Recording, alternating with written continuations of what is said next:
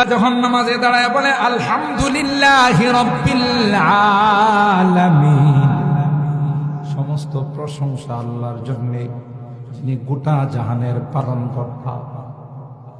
সাথে সাথে ওই প্রান্তে থেকে আল্লাহ জবাব দেয়, হামিদানি আবদি, আমার বান্দা, আমার গোলাম আমার প্রশংসা করছে।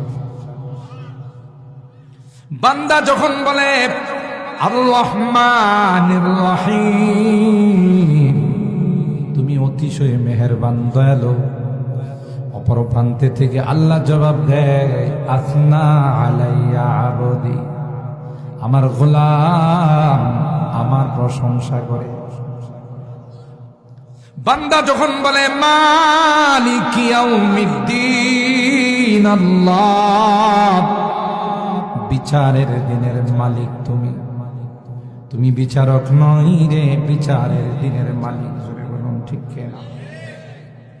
আমি আমার অনেক বয়ানে বলি মালিক ইয়াউমিদ্দিন, আল্লাহ বলেন নাই আমি বিচারের দিনের বিচারক। আল্লাহ বলছেন বিচারের দিনের মালিক রে আমি আল্লাহ, আমার উপর কারো কোনো পাওয়ার নাই। দুনিয়ার বিচারক যারা হয়, হাইকোর্ট, জজ কোর্ট, সুপ্রিম কোর্টের যারা বিচারক হয়, এদের উপরের কিছু নির্দেশ থাকে, কিছু চাপ থাকে। চাপ যদি না থাকতো আলেম ওলামা দেয়া জেলখানা ভরতো না। এরা কি চোর, এরা কি ডাকাত? বলে ওলামায়ে কেরাম কি কোন দুর্নীতি ধরা পড়ছে?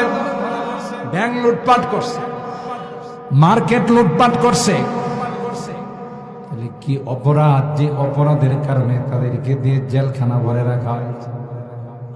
যে বিচারকরা তাদেরকেও যদি জিজ্ঞাসা করেন, বিচারক বলবে ভাই উপরের নির্দেশে আমি রায় দিয়েছি, না হয় আমিও জানি তার কোনো দোষ নাই।